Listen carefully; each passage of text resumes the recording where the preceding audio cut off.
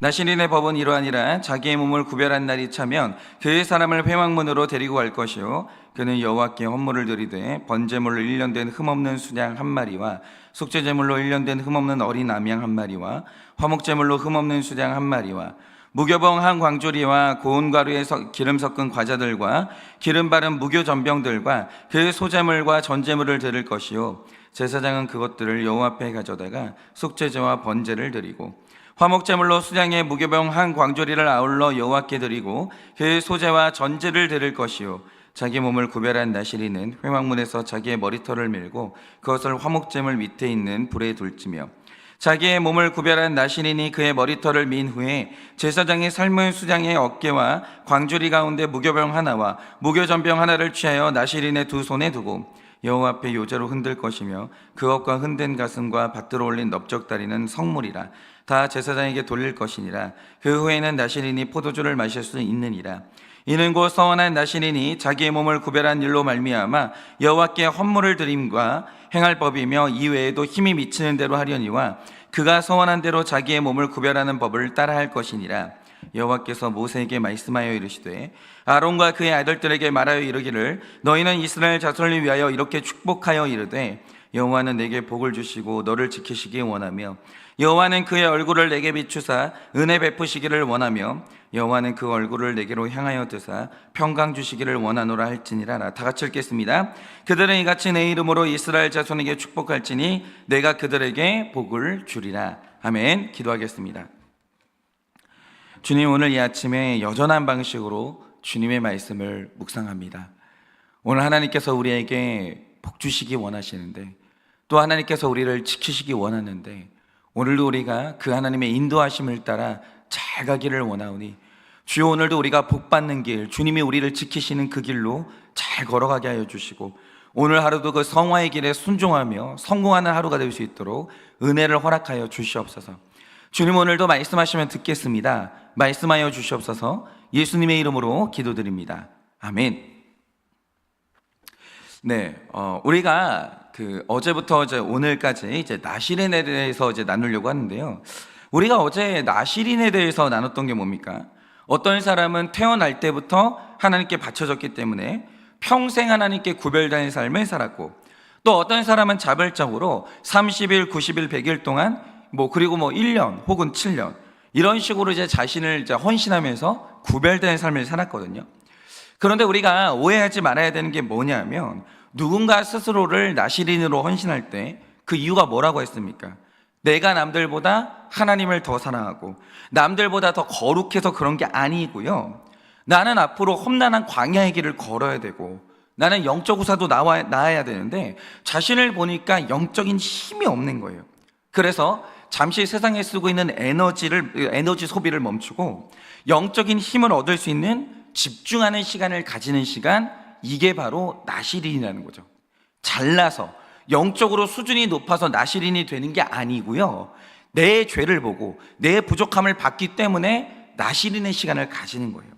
그런데 사람이 일정 기간 하나님께 집중하면서 영성을 회복한다는 게 쉬운 게 아니에요. 어제 말씀을 보면 그것을 이룰 수 있는 방법이 있다는 거죠.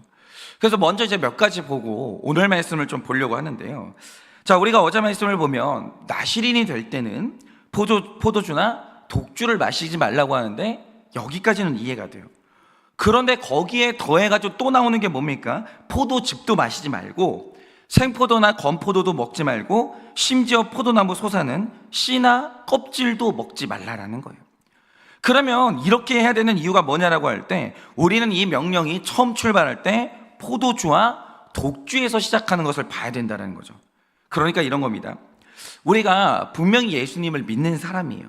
그런데 신기한 게도 내가 이 택자가 되면요, 택자가 되는 사람은 누구나 영적으로 성장하고 싶은 욕구가 생기고 체험하고 싶은 욕구가 생깁니다.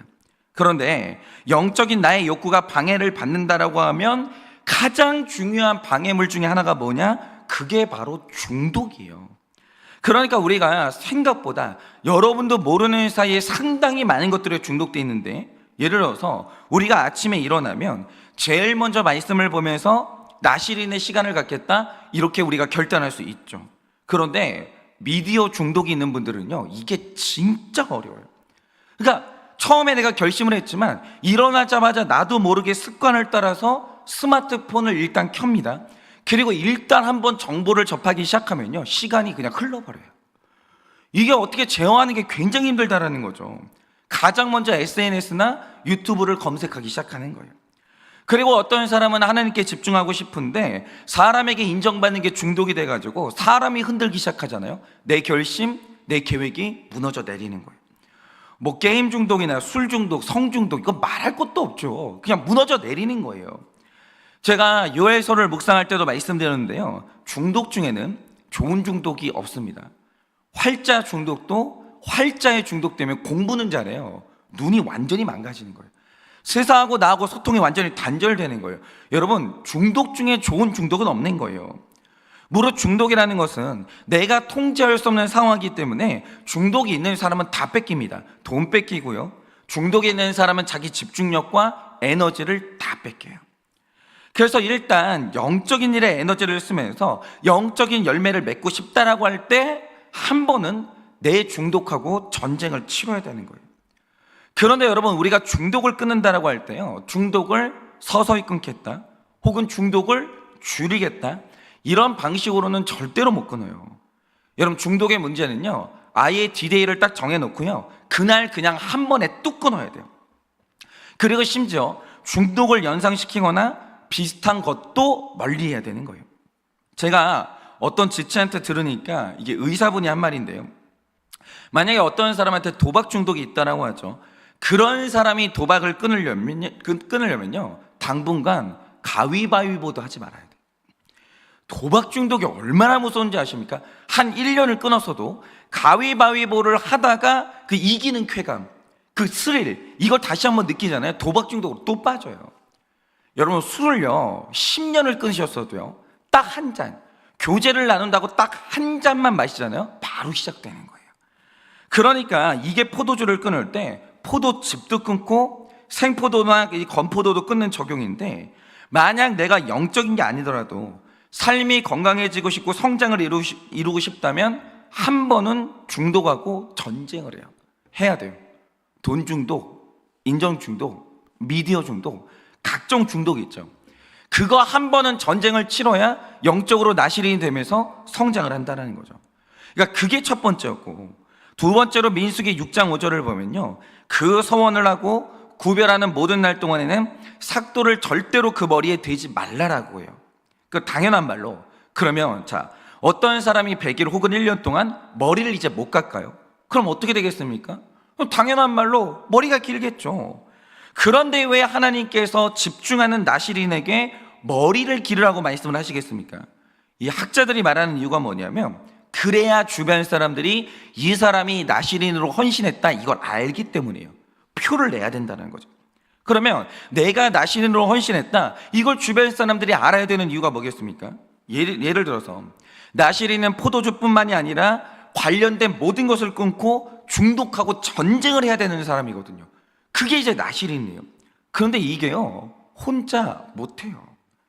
만약에 어떤 사람이 다이어트를 한다, 그 주변 사람들이 도와줘야 돼요. 나 오늘부터 다이어트 할 거야 라고 했는데 가족들이 그날부터 삼겹살 먹기 시작해요. 실패하는 거예요. 뭐 어떻게 다이어트를 할 거예요? 여러분, 우리가 이게 나시린이 되어서 중독하고 전쟁을 하고 하나님께 집중한다고 할 때는 여러분, 주변 사람 도움이 반드시 필요해요. 그래서 선포를 해야 되는 거예요. 왜 우리가 오픈하겠어요? 저는요 미디어 중독이 있습니다. 저는 성 중독이 있고요, 저는 관계 중독이 있고요, 저는 인정 중독이 있습니다. 이렇게 내가 오픈을 해야 되는 거예요. 그래야 주변 사람들이 도와주죠. 주변 사람들한테 도움받지 않으면요, 이거 나시린 못 되는 거예요. 예를 들어서 어떤 집에서 잔치를 하는데 이게 주인이 보니까 딱 머리 모양을 보니까 나시린이거든요.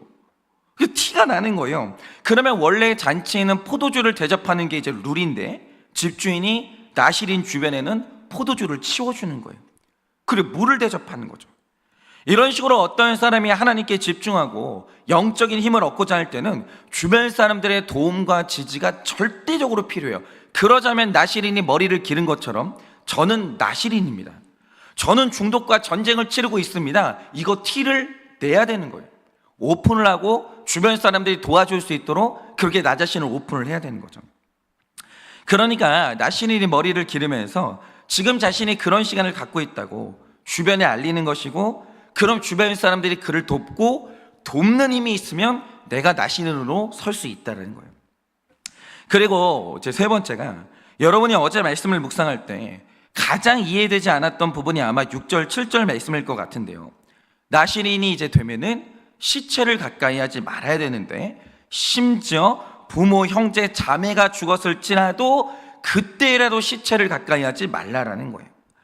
그런데 이 구절을 읽으신 분들 중에 어떤 분들은요, 야, 이거 좀 심한 거 아닌가, 이런 생각을 하신 분들이 있을 거예요. 나시린의 소원이 중요하기는 한데, 아니 부모가 돌아가시고 형제가 돌아가셨는데 그때도 시신을 만지면 안 되나, 이게 너무한다는 생각이 드실 거예요.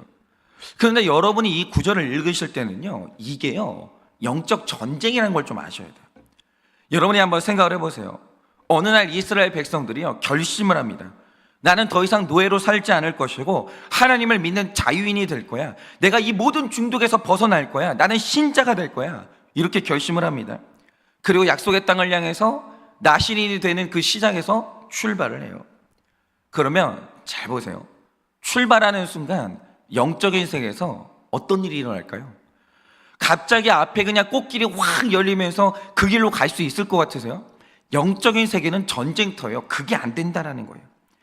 여러분, 우리가 출애굽의 과정을 보면서 정확히 봐야 될 게 뭡니까? 광야까지 나가는 데 있어서 어마어마한 방해들이 있다라는 거예요. 여러분, 한 사람이 죄를 끊고 약속의 땅으로 가기로 결심하면 그 순간부터 그 구원의 길을 포기하는 게 당연한 수많은 방해들이 엄청나게 나타납니다. 근데 이게 보통 일이 아니라는 거죠. 예를 들어서 출애굽을 합니다. 그래서 저 이제 교회에 다닐래요. 저 이제 중도 끊을래요. 여러분, 이런 식으로 내가 출애굽을 하겠다고 나의 의지를 말했어요. 그러자 제일 먼저 일어나는 게 뭡니까? 나보다 압도적으로 강한 파라오가 안 된대요. 못 한대요. 그러니까 내 삶에 가장 영향력이 있고 내 밥줄 쥐고 있는 사람이 내 신앙생활을 반대하기 시작해요. 이게 무서운 거예요. 일단 주변에 반대가 나타나는데 내 삶에 가장 영향력 있는 사람이 반대해요. 아직 출애굽 시작도 안 했거든요. 그냥 나는 이런 결심을 했다 말한 것 뿐인데 반대가 일어나기 시작합니다. 벌써 출애굽을 포기해야 될 명분이 또 생기는 거죠. 그런데 뭐 어찌 하다가 이제 출애굽을 했어요. 했더니 이번에는 강물이 막고 있는 게 아니라 홍해 바다가 막고 있어요. 여러분, 이거 포기해야 되는 거 아니에요? 포기해야 되죠.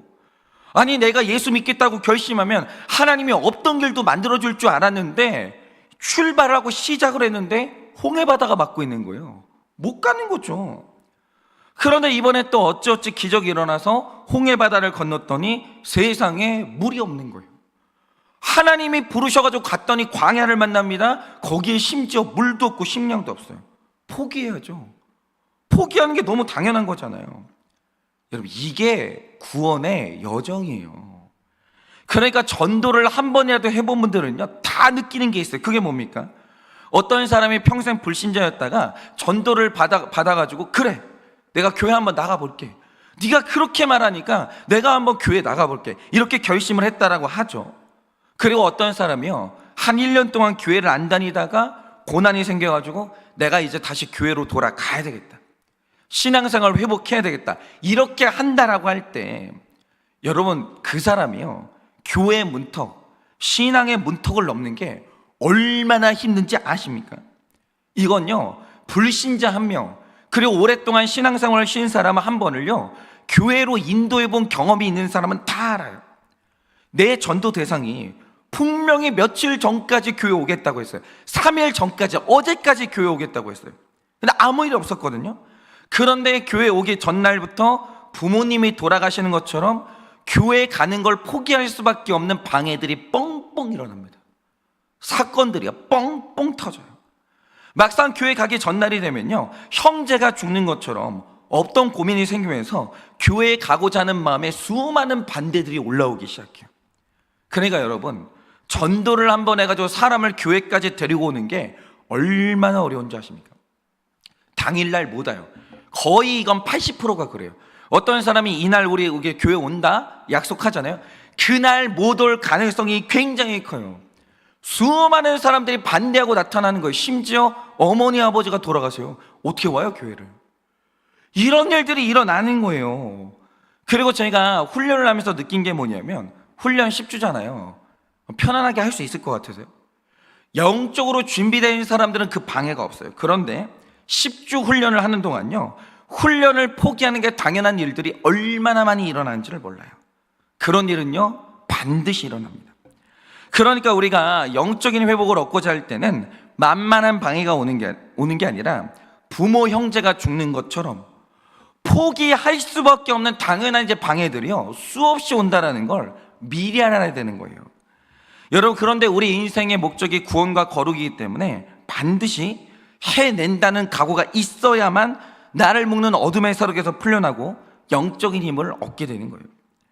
그러니까 우리가 이렇게 나시린이 되어서 영적인 회복을 얻는 게요 쉬운 일이 아닌 거예요. 중독하고 전쟁을 막 치르고 부모 형제가 돌아가게 죽는 그런 사건들 가운데서도 꾸역꾸역 나가야 되는 거예요. 그래야 이 나시린이 되어가지고 영적인 힘을 얻게 되는 거예요. 그런데 어떤 사람이 보세요, 우여곡절 끝에 금식이라는 나시린의 시간을 잘 보냈고 10주 훈련이라는 나시린의 시간을 잘 보냈고 중독을 끊는 나시린의 시간을 잘 보냈다라고 하죠. 진짜 어려운 거거든요. 여러분, 만약에 내가 어떤 사람이 한 열흘 금식을 결심했다라고 하죠. 열흘 금식을 끝냈다는 게 쉬운 게 아니에요. 대단한 겁니다. 어떤 사람이 10주 훈련을 마쳤다라고 하죠. 대단한 거예요. 나시린으로서 하나님하고 서원해요 약속을 지킨 거예요. 그러면 굉장히 훌륭하고 좋은 일 아니겠습니까? 그런데 오늘 말씀으로 넘어왔어요. 어떤 사람이 나시린의 서원을 지켰다라는 게 오늘 말씀의 전제인 거예요. 그런데 나시린이 잘 됐는데 조금 당황스러운 내용이 나와요. 그게 뭡니까? 자, 어떤 사람이 100일 혹은 1년 동안 나시린으로 살기로 서원을 했고 수많은 방해에도 불구하고 성공을 했어요. 약속을 지켰습니다. 그게 13절 말씀인데, 그러자 성공한 나시린에게 하나님이 요구하시는 게 뭡니까? 14절이 기록하는 것처럼 번제를 드리고 속죄제를 드리면서 회개하라는 거예요. 이게 좀 놀라운 거죠. 그러니까 이게 뭐랑 같냐면, 어떤 분이 성경 통독이라는 나시린의 시간을 결심을 했어요. 내가 올해 1년은 무조건 성경 일독을 한다 결심을 했습니다. 그런데 성공을 한 거예요. 이게 쉬운 일이 아니거든요. 근데 성공을 한 거예요. 대단하잖아요. 그런데 성경 통독을 하고 났더니 하나님이 말씀하시는 게 뭐냐? 성경 통독했어. 회개해, 이러시는 거예요. 회개해, 이러시는 거예요. 여러분, 저희 교회가 11월 달에 이제 장로님 임직식을 하거든요. 근데 여러분, 사람이 신앙생활을 시작해가지고 온 교회의 성도님들의 인정을 받고 장로님이 된다는 게 얼마나 대단한 일이에요. 그거 진짜 대단한 일이거든요. 여러분, 내가 평신도예요. 나 직장생활하는 사람이에요. 그런데 그런 사람이 그냥 보통 헌신을 해가지고 장로님이 되시는 게 아니에요. 장로님들이 대단한 분들이고 진짜 존경을 받을 만하죠. 그런데 내가 장로 임직식을 딱 하는데 하나님이 하시는 말씀이 뭐냐? 회개해, 이러시는 거예요. 그러니까 이게 내가 이제 훈련을 잘 받으면 빛나는 수료증을 주고 박수 쳐줄 줄 알았는데 갑자기 하나님이 오시더니, 야, 10주 훈련 잘 받았냐? 회개하라는 거예요. 그러니까 이 부분이 나오니까요 학자들이 어려움을 느낀 거예요.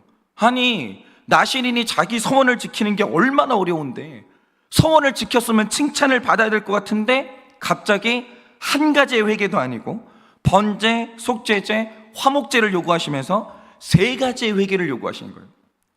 아주 그냥 중재인이 회개하는 것처럼 회개하라는 거예요. 그런데 여러분, 이게 학자들은 되게 어려웠던 분들이 있는데 이제 풀어낸 학자분들이 있어요. 그런데 제가 이제 이걸 이렇게 주석을 읽어보니까 이거를 구속사적인 관점으로 보면 어려울 게 하나도 없는 거예요. 그러면 왜 이렇게 하나님이 요구를 하시냐? 여러분, 어떤 사람이 성경 66권을 깊이 읽었어요. 그러니까 다른 사람들 체면 때문에 성경 통독을 한 척이 아니라 정말 말씀에 깊이 빠져가지고 66권을 잘 읽었어요. 은혜를 받았어요. 그러면 마지막 요한계시록 한 장까지 읽은 다음에 성경을 딱 덮으면 그 끝에서 결론이 뭐가 돼야 되겠습니까? 그 끝에서 마지막으로 남는 깨달음이 뭐가 돼야 되겠냐 이거죠. 다른 게 없어요. 성경은 온통 내 이야기 때문에 며느리와 동침한 유다의 모습에서 내가 보여야 되는 것이고, 사람 죽인 다윗에게서 내 모습을 봐야 되는 것이고, 제사장 자리가 탐나가지고 반역을 일으키는 이 고라당의 모습에서 나를 봐야 되는 거예요. 내가 성경을 읽는 게 아니고요, 성경 제대로 읽으면요 성경이 나를 읽고요. 성경 66권을 읽는 동안 네가 죄인이라는 게 성경이 계속 말해주는 거예요. 여러분, 십자가가 세워졌습니다. 예수님이 누구 때문에 죽었어요? 여기서 내가 보이면요 게임 끝나는 거예요. 성경은요 66권 전체가 다 네가 죄인이라는 그 메시지밖에 없어요. 예수님이 달린 십자가를 보면서 내가 얼마나 큰 죄인인지가 보여야 제대로 성경 읽었다는 말이 나오는 거예요. 제가 지금 우기는 게 아니고요, 사람이 성경책을 제대로 읽었으면 덮었을 때 결론은 딱 하나만 나와야 되는데, 나는 100% 은혜로 구원받았고 나는 100% 죄인이구나, 내가 오늘 어떤 고난을 받고 징계를 받아도 할 말이 없는 거구나, 이게 결론이 돼야 되는 거예요. 그래서 제가 어떤 지체랑 이제 나눔을 하는데, 이 지체가 이제 그런 말을 하는 거예요. 자기는 예전에 자기가 이제 예레미야인 줄 알았다는 거예요. 근데 어느 날 내가 죄를 짓고 징계를 당했어요. 성경을 읽는데 깜짝 놀라는 거예요. 내가 예레미야가 아니라 예레미야가 돌아오라고 울면서 외쳤던 그 백성이 나였다는 걸 처음 깨닫게 됐다는 거예요. 성경 제대로 읽으면요 이게 이렇게 돼야 되는 거예요. 여러분, 맞아요. 우리가 10주 동안 훈련을 받으면요 영적인 실력이 쑥 올라갑니다. 성경 통독 안 하는 사람보다 성경 통독을 하는 사람이 영적으로 실력 있는 거 맞죠? 당연한 거죠. 그러면 영적 실력이 뭔데요? 그러니까 10주 동안 훈련 받아가지고 영적 실력이 올라간다고 할 때 영적 실력이 올라가는 게 뭔데요? 그거는 낮아지는 실력이 올라가는 거고요, 죄를 인정하는 실력이 올라가는 거고요, 쓴소리 듣는 실력이 올라가는 거예요. 회개할 때 무릎 꿇는 이 실력이 올라가는 거예요. 여러분, 그러니까 보세요. 오늘 나실인이 하나님께 집중하면서 구별될 날들을 잘 보냈습니다. 그런데 그가 정말 그 날들을 잘 보냈다라고 하면 오늘 말씀이 말하는 결론이 뭐냐? 당연히 회개해야지. 너 1년 동안 나실인의 시간을 잘 보냈니? 그런데 나실인으로 살아보려면 그때 느끼는 게 있어요. 그게 뭐냐면, 나실인으로 살기에는 내 안에 있는 죄가 진짜 크구나. 여러분, 중독하고 전쟁을 안 해본 사람이나 나는 언제든지 술 끊을 수 있다고 말하는 거예요. 나는 술 끊을 수 있어 라고 말하는 사람은요 전쟁을 안 해본 사람이에요. 전쟁을 해본 사람들은 다 아는 게 있어요. 그게 뭐냐면, 아, 내가 중독됐구나, 엄청 심하게 중독됐구나, 이걸 딱 안다라는 거죠. 여러분, 나실인이요 거룩하게 살아봤습니다. 1년 동안 하나님하고 약속을 지켜봤어요. 그럼 그 1년 동안 느끼는 게 뭔지 아십니까? 아, 죄인이구나. 1년이라도 100일이라도 주님 뜻대로 사는 게 이렇게 어려울 만큼 나는 죄인이었던 거구나, 그걸 딱 느낀다라는 거죠. 저절로 회개가 나오는 거예요. 뭐? 신앙생활에 재미있다, 즐겁다, 거룩의 길이 꽃길이다, 이렇게 말하는 사람은요 거룩하게 살아본 적이 없는 거예요. 안 그렇습니다. 그 특별히 그가 진짜 회개했다면 회개의 결론이 뭐겠습니까? 성경이 나실인에게 요구하는 마지막 제사가 화목제거든요. 그런데 화목제가 뭡니까? 나실인의 시간이 끝나는 날 가족, 일가, 친척, 이웃들을 불러다가 잔치하는 거예요. 그러니까 회개의 끝이 뭐냐? 관계의 회복이라는 거예요. 그러니까 어떤 사람이 내가 진짜로 회개했다면 반드시 나타나야 되는 게 뭐냐면 인간 관계의 회복으로 나타나야 되는 거예요. 나와 하나님과의 관계가 좋아진다? 그런데 사람과의 관계가 나쁘다? 거짓말이에요. 거짓말이에요. 내가 하나님하고 관계가 좋아요, 신실해요. 그런데 성령은 회개의 영이거든요. 그런데 내가 하나님하고 관계가 좋은데 사람 앞에서 회개가 안 돼요? 사과가 안 돼요? 빚을 졌는데 빚을 안 갚아요? 거짓말인 거예요. 아니에요. 내가 하나님하고 관계가 좋아졌다, 부부 관계 좋아져야 되는 거예요. 내가 하나님하고 관계가 좋아졌다, 내 교우들하고 관계가 좋아져야 되는 거예요. 직장에서 인간관계가 좋아져야 되는 거예요. 화목제로 나타나야 되는 거죠. 내가 나실인의 시간을 잘 보냈으면요 가정이 살아나야 되고 깨졌던 관계가 회복이 돼야 되는 겁니다. 잘못한 게 있잖아요. 진짜 회개했으면 사과가 쉬워야 되는 거예요. 빚 졌잖아요. 빚 갚는 적용이 먼저 나와야 되는 거예요. 회개는요, 아무도 없는 데서 혼자 하는 게 아니라고요. 그건 딱 그냥 못을 박아야 돼요. 하나님하고 나 사이에 그냥 그 회개하고 끝내면 회개다. 거짓말입니다. 그런 게 어디 있어요. 예를 들면 이런 거죠. 자녀가 아버지한테 상처를 받았어요. 일평생. 아버지가 예수 만났대요. 나한테 사과를 안 하는 거예요. 자녀들은요, 그 아버지의 회개를 못 느껴요. 여러분, 중요한 게 있어요. 내가 예수 믿었어요. 내가 예수 믿어가지고 우리 가족이 덕 본 게 뭔데요? 그러니까 이전에는 아버지가 집에 관심도 없었어요. 돈도 안 갖다 줘요. 근데 예수를 믿었는데 그게 똑같은 거예요. 죄송한데 그거는 회개가 아니에요. 예수 믿었으면요, 내가 예수 믿었으면 먼저 가족이 덕을 봐야 되는 거예요. 내 주변 사람들이, 내 주변에 있는 사람들이요, 야, 한 사람 예수 믿으니까 좋네. 아, 저 사람 예수 믿으니까 우리가 덕을 보네. 이게 나와야 되는 거예요. 여러분, 나시되는 시간을 잘 보내잖아요. 결론은 회개입니다. 회개의 결론은 뭐냐? 인간관계의 회복인 거예요. 그런데 우리의 삶과 교회를 보면요, 정말 이상한 현상이 일어났었는데요. 어떤 사람이 신앙생활을 오래 하면서 성경도 배우고 훈련도 받고 헌신하다가 직분도 받아요. 어떤 사람은 심지어 신학교를 가서 목사가 됩니다. 그러면 성경이 말하는 이론상 점점 직분이 올라갈수록, 성경 지식이 올라갈수록 회개도 쉬워져야 되고 쓰는 소리도 잘 들어야 되고, 그러니까 이런 거죠. 그 교회에서 제일 편한 사람은 목사가 돼야 되고, 그 교회에서 제일 편한 사람들은 권사님, 장로님들이 돼야 되는 거예요. 그 사람들은 회개도 잘하고 사과도 잘하고 엎드리기도 잘하고 쓴소리도 잘 듣고 점점 편한 사람이 돼야 되는 거죠. 그런데 이상한 게 뭐냐? 공부를 하면 할수록 낮아지는 게 안 돼요. 이상하다. 성경 공부를 그렇게 했는데 성경 공부를 하고 나니까 낮아지는 게 안 돼요. 신학을요 7년을 하고 났는데 목사 연수를 받았는데 목이 뻣뻣해지기 시작해요.